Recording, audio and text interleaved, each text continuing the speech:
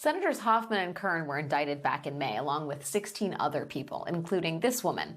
Her name is Nancy Caudill, and she is another fake elector. Now, the reason I bring up these 3 Arizona fake electors is because next week they are all expected to be in the same place. And that place is not a courtroom, and it is not a holding cell. The place where those 3 indicted fake electors will be gathering is the Republican National Convention in Milwaukee. All 3 of those Arizona fake electors are delegates to their party's convention this year.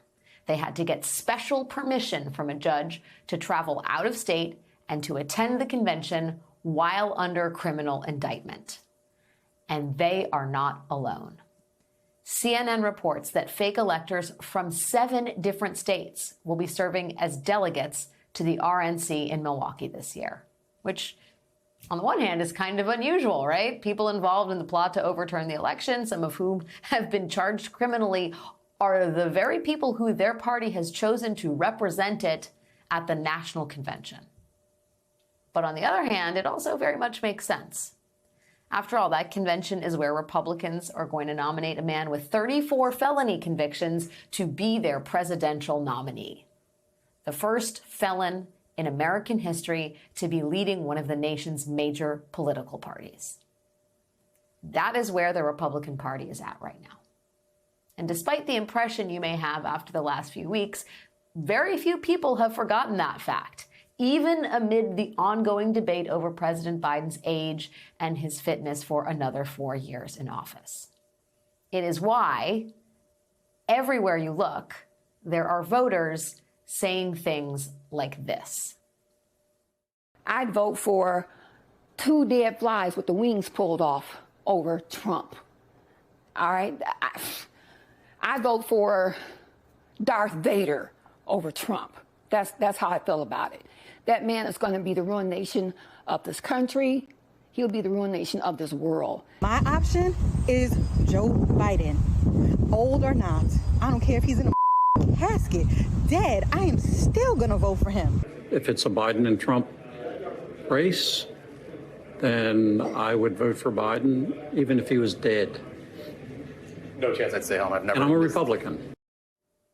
It's not just anecdotal. The polling data we have tells us that, at least for now, that sentiment is widely shared. A new NPR Marist poll conducted entirely after the debate and released today found that nearly 2/3 of voters, 64%, do not think President Biden has the mental fitness to serve as president. But when that same poll asked voters who they would choose in November, it found Joe Biden and Donald Trump in a statistical tie, with Joe Biden actually leading Trump by 2 points, which is within the margin of error. Now, that poll was conducted before last night's press conference, but again, after the debate. So if that poll is correct, there are a significant number of people who do not think Joe Biden is mentally fit to be president, but plan to vote for him anyway, because they would vote for literally anyone over Donald Trump, dead or alive, mammal or insect. There is nothing that would make those voters choose Trump, just like there is nothing that can make worshipers in the cult of MAGA abandon Donald Trump. Most voters made up their minds long ago about where they stand in this election. The question is, what about the handful of voters who have not made up their minds and who literally hold the fate of our country in their hands? What about them? Well, a good way to think about the polling is that because of the way the Electoral College is structured, Democratic candidates tend to have to win the popular vote by around 4 or 5 points in order to win the election. Hillary Clinton won the popular vote by 2 points and narrowly lost the Electoral College in 2016. Joe Biden won the popular vote by nearly 4.5 points and narrowly won the Electoral College in 2020. And now, because of the way the population has shifted since then, President Biden will likely need to win the popular vote by an even bigger margin this time around. So far, none of the polling data we have says he is on track to do that. However, none of the polling data says that any of Biden's potential replacements would run away with this race either. That same Marist poll today found Kamala Harris Governor Gavin Newsom and Gretchen Whitmer all polling within the margin of error. So purely based on the numbers, there really is no obvious strategy here. And therefore, there is still a major and raging debate inside the Democratic Party about what needs to be done to stop Donald Trump. Today, The Hill reports that House Speaker Emeritus Nancy Pelosi is working behind the scenes to get President Biden to reconsider his stance on staying in the race. Quote, Pelosi has not said Biden should exit the race, but the lawmaker said she harbors deep concerns about Biden's ability to defeat former President Trump, and she's fighting to prevent the party from rubber stamping Biden's candidacy before there's a broader discussion about potentially the damaging consequences of that decision. House Minority Leader Hakeem Jeffries sent a letter to his House Democratic colleagues today, saying that he met privately with President Biden and that he directly expressed the full breadth of insight, heartfelt perspectives, and conclusions about the path forward that the caucus has shared in their recent time together. The letter neither says or suggests that the matter of President Biden's candidacy is settled. And it comes as two more Democratic members of Congress, Mike Levin of California and Brittany Peterson of Colorado, have now joined the calls for Biden to step down as the party's nominee. That brings the total number of members calling on Biden to step down to 19. The president is also facing a revolt from some of his biggest donors.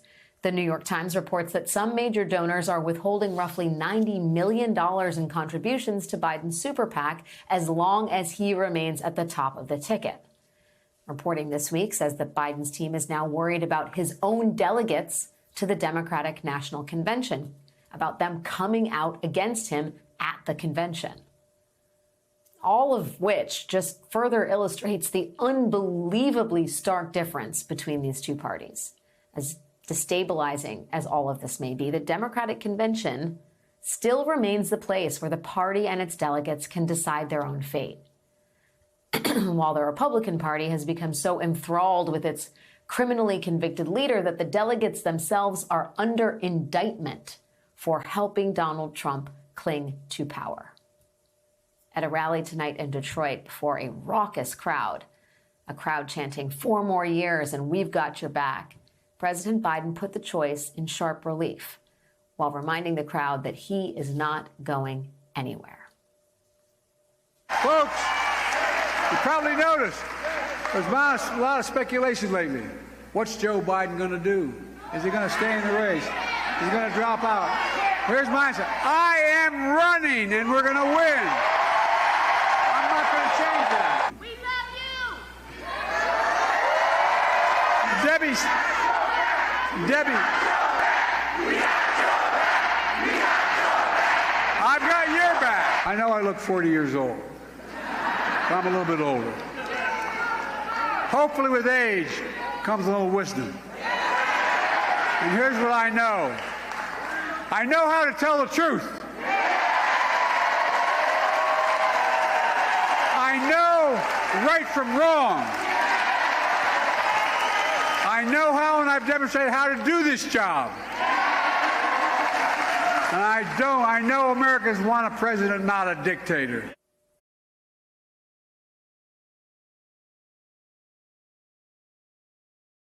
Hey there, MSNBC fans. I'm Luke Russert, and be sure to join me, Rachel Maddow, Jen Psaki, Lawrence O'Donnell, Steve Kornacki, Joy Reid, and many more September 7th in Brooklyn, MSNBC Live Democracy 2024. Click on the link for ticket information. We will see you there.